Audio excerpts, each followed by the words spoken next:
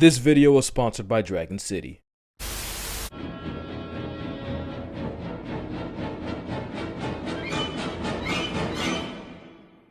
Ask you how you are, you just have to say that you're fine when you're not really fine, but you just can't.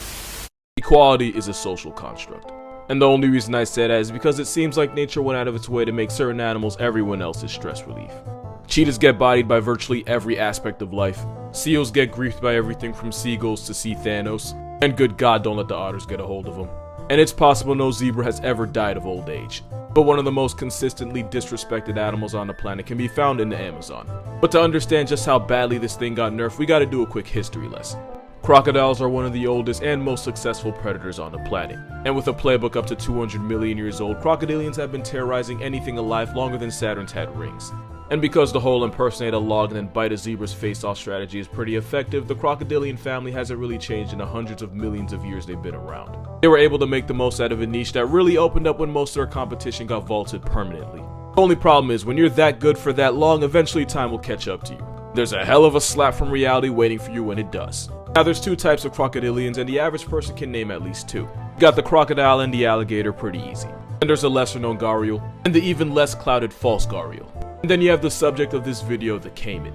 After years of being part of a winning team, the caiman is now the lollipop of the Amazon. Because it seems like these days they gotta take licks from everyone.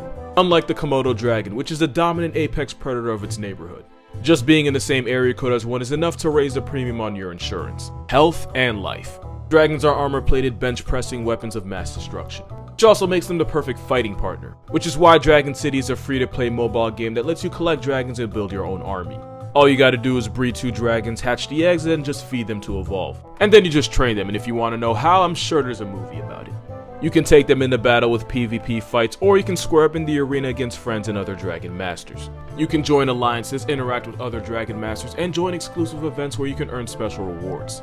There's several events every week, and a battle pass where you can claim daily prizes. And at this point, you're probably wondering if I even play this game. No, I don't. Not anymore. But only because I have zero self-control, and this game is the sole reason why this video is actually 2 days late. Sorry about that, by the way. Please still pay me. Download Dragon City using the link in the description to earn a special free starter pack including 15,000 in food, 30,000 in gold. Still probably gonna get uppercut with inflation, but it's still gold. Plus you get the Ice Sling Dragon. But if you're a caiman, unless your starter pack has a pistol, it ain't finna help you at all. One of the biggest reasons is because Jaguars exist. Know what Jaguars are? They're a 210-pound equalizer. Basically, the devs got tired of people complaining about campers like the caiman and dropped an animal whose name literally means he who kills with one leap. Jaguars are one thing, it's a caiman's paralysis demon. They're A-tier swimmers, built like leopards on steroids. Leopards are already pretty ridiculous. And pound for pound, jaguars have by far the most unforgiving bite force of any big cat. But the one thing that makes them different from any other big cat and a caiman's worst nightmare is that jaguars go straight for the head. Jaguars factory reset their prey by driving their teeth through the skull and sometimes into the brain. If that doesn't evict their soul immediately, it definitely puts them out of commission. Not only are jaguars the only big cats that do this, it just so happens to be a caiman's weak point. Also, really not a stretch to say, jaguars evolved specifically to humble the caiman. If you're a caiman, water's supposed to be your home base, yet jaguars will go into the caiman's home court, end their life with a hole punch to the head, and then drag them out by only their teeth. It's one of the worst ways to see God. It's like every jaguar alive saw this video and decided they had just about enough of their shit. It's like getting back at a childhood bully by projecting every bit of abuse onto their little brother. But that leaves a question.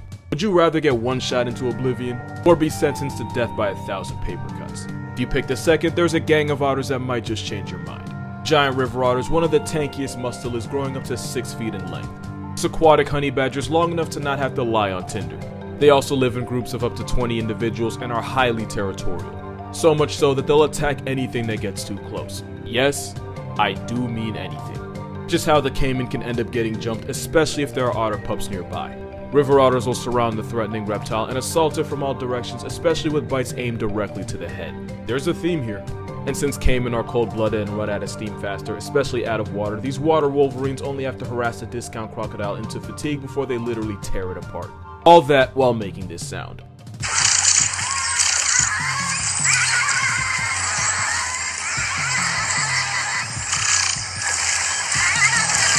And a common tactic is by some of the stronger otters holding the caiman down while the others get their licks in. How many licks to get to the center? Caiman will never know, he passes tense well before that. And sometimes once the caiman's no longer a threat, it gets eaten alive. The caiman doesn't even have to strike first to earn a past tense penalty. Just wandering into the wrong neighborhood can get it turned into a handbag. And if that death wasn't dishonorable enough, young caiman have to Eurostep the very real possibility of getting hugged to a flatline by literally the biggest snake on the planet, the Anaconda. The green Anaconda can grow into the neighborhood of 20 feet long, and some have maxed out at over 500 pounds. If you're not allergic to the metric system, that's 6 meters, 227 kilograms. As constrictors, anacondas squeeze their prey into a pack, with sweet release only coming after suffocation or a crushed lung. Now add the fact that some snakes can have up to 15,000 muscles, and you see how a caiman can get put in a coffin. Not only does the caiman get choked out, there's a very real chance it drowns while struggling. The anaconda's even powerful enough to squeeze with enough pressure to induce cardiac arrest. And that's before the prey gets swallowed whole. And because that apparently just wasn't enough, the caiman also has to worry about the possibility of being cooked alive by an eel. Just a little side note, ain't it kind of crazy an animal uses electricity as a weapon and we all just accept that as a fact of life? Electric eels aren't even true eels. In fact, they're actually closer to catfish. As for the electric part, yeah, that's pretty on brand. Some electric eels can generate over 800 volts of violence. And with electricity, it's usually the current, not the voltage, that decides whether you live or fry.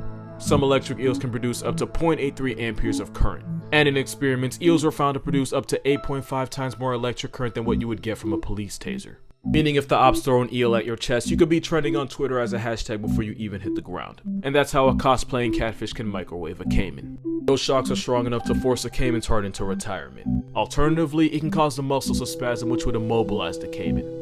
If that happens in the water, the eel could earn a stage fatality as the caiman drowns.